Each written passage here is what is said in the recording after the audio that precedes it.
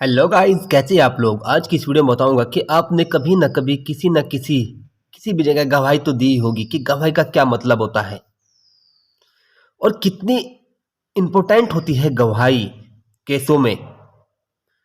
State case होते हैं, जो सरकारी केस होते हैं, उसमें गवाही की क्या मान्यता है और गवाही ना देने पर कौन सी सजा होती है और झूठी गवाही देने पर आपके खिलाफ कौन सा मुकदमा दर्ज किया जा सकता है और सिविल केसों में गवाही कैसे दी जाती है, रिवेन्यू केसों में गवाही कैसे दी जाती है और कंप्लेंट केसों में गवाही कैसे दी जाती है। इन सब के बारे में मैं आज इस वीडियो को बताऊंगा और आपको साथ ही बताऊंगा कि स्टेट केस कौन से होते हैं, यानी कि सरकारी केस, और सिविल केस कौन से होते हैं और रिवेन्यू केस कौन से होते हैं और कंप्लेंट केस कौन से होते हैं। कंप्लेंट केस, भाई ये वीडियो बहुत ही इंपॉर्टेंट होने वाली है आप सबके लिए।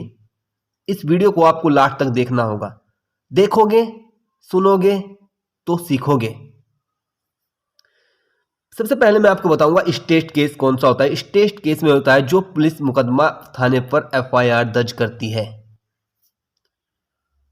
मतलब जैसे कि दो पक्षों में आपस में लड़ाई होगी, ए और बी दो पक्ष हैं। बी ने ए का हाथ तोड़ दिया। ए पुलिस थाने गया। पुलिस थाने जाने के बाद पुलिस क्या करेगी? पुलिस उसकी मेडिकल चिट देगी और मेडिकल चिट देने के बाद उसका मेडिकल कराकर एफआईआर बी के खिलाफ दर्ज कर लेगी। मारपीट का मसला बी के खिलाफ दर्ज हो जाएगा। उसके बाद सबसे पहले जो स्टेटमेंट हो, यानी कि जो एफआईआर उसने लिख के दी, सबसे पहले जो वही क्या हो, समझ लो वादी के गवाह, वही वादी की जो बयान हो वह वही वादी के यानी कि जो कंप्लेनेंट, जो शिकायतकर्ता के वही बयान होते हो जो एफआईआर दर्ज की जाएगी बी के खिलाफ। उसके बाद उसका हाथ, बी ने जिस टाइम हाथ तोड़ा कौन कौन वहां पर मौजूद थे, किसने देखा, किस वजह से देखा, तो पुलिस क्या करेगी 161 में उन व्यक्तियों की जिनके सामने हाथ तोड़ा, पा तोड़ा या कोई भी रंजिश हुई, 161 में सीआरपीसी में उनके बयान दर्ज करेगी और बयान दर्ज करने के बाद उनके हस्ताक्षर नहीं कराएगी। सेक्शन 162 में उनके सीआरपीसी में उनके बयान पर हस्ताक्षर नहीं कराएगी। उसके बाद अगर पुलिस को लगता हो कि भाई ये बाद में जाके मुकर सकता हो, कोई भी गवाह या पार्टी से मिल सकता हो, तो 164 में उसके ऑडियो रिकॉर्डिंग या वीडियो रिकॉर्डिंग भी पुलिस उसके बयान जिस टाइम में बयान देगा ले सकती हो। और अगर पीड़ित कोई महिला, जैसे मसला किसी रेप का हो गया, छेड़छाड़ का हो गया, तो उसे कोर्ट में पेश करेगी और कोर्ट में इसके 164 के बयान होंगे कोर्ट के समक्ष। और स्टेट केसों में जैसे ही, स्टेट केस दो तरह के होते हैं, जैसे कि एक तो पुलिस दर्ज कर लेगी, एक पुलिस, जैसे पुलिस ने दर्ज करने से मना कर दिया, उसके बाद हम उसकी शिकायत बी की उच्च अधिकारियों के पास करेंगे। उच्च अधिकारी जैसे एसएसपी हो गया, सीओ हो गया, एसपी हो गया, डीएसपी हो गया। अगर वहां से भी एफआईआर दर्ज नहीं होती जैसे कि बी के खिलाफ, फिर हम कोर्ट में डालेंगे 156(3) सीआरपीसी में। और अगर कोर्ट ने एक बार पुलिस को आदेश कर दिया कि इसकी एफआईआर दर्ज करनी इसके खिलाफ, तो वे भी स्टेट केस ही होते हैं, यानी कि सरकारी केस होते हैं। इसमें आप प्राइवेट वकील भी कर सकते हैं और नहीं भी कर सकते।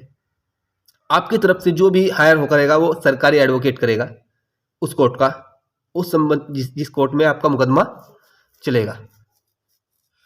और उसके बाद जब आपकी गवाही होगी तो आपकी गवाही के टाइम जो सरकारी वकील आपकी एग्जामिनेशन ऑफ चीफ लिखवाएगा, यानी कि आपके बयान लिखवाएगा, और उसके बाद अभियुक्त के, यानी कि बी के जो भी एडवोकेट हो आपसे जीरे करेंगे, आपसे पूछताछ करेंगे। ये हो गया स्टेट केस। अब होता है सिविल केस।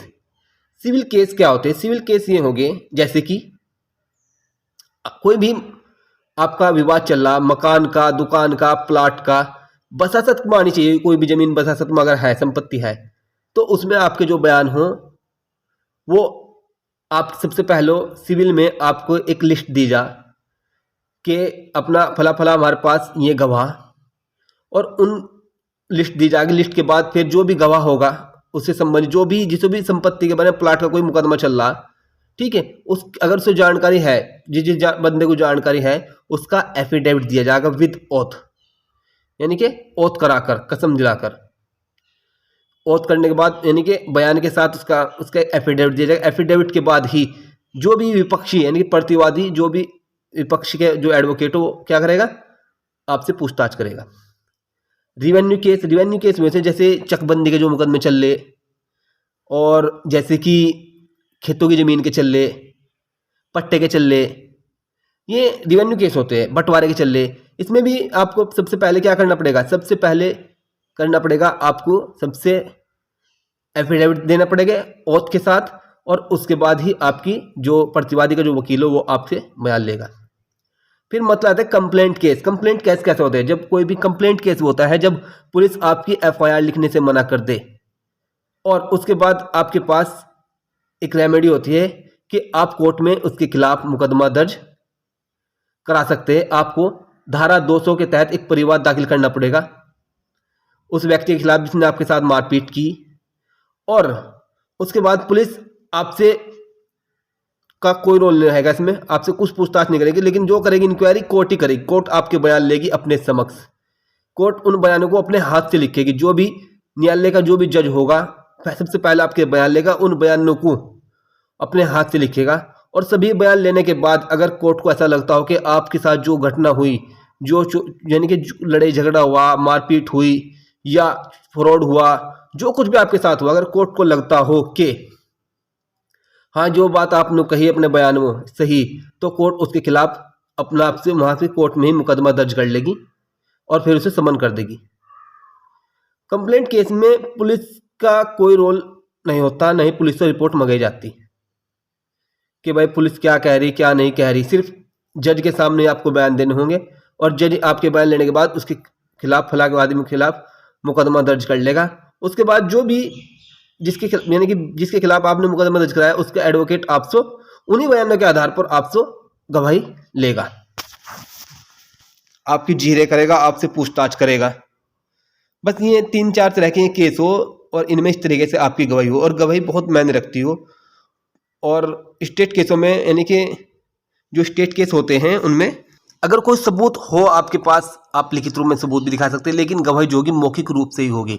यानी कि पुलिस तो एक बार 161 के बयान लेकर या जो भी 164 की जो भी एक बार लिखने के बाद कोर्ट में भेज देगी। उसके बाद कोर्ट को आपको जो जीरे होगी, जो शिकायतकर्ता की अभियुक्त का जो एडवोकेट होगा, वो जो आपसे पूछेगा, जो आप वहां पर मौखिक रूप से जवाब दोगे, वही आपका सबसे मेन एविडेंस होगा। बस वही, अगर वीडियो आपको अच्छी लगी तो चैनल को लाइक करो, अभी सब्सक्राइब कर लो अभी। अगर कोई व्यक्ति जानबूझकर कोर्ट में झूठी गवाही देता है तो उसके खिलाफ सेक्शन 193 आईपीसी का अपराध बनता है, जिसमें 7 साल की सजा का प्रावधान है।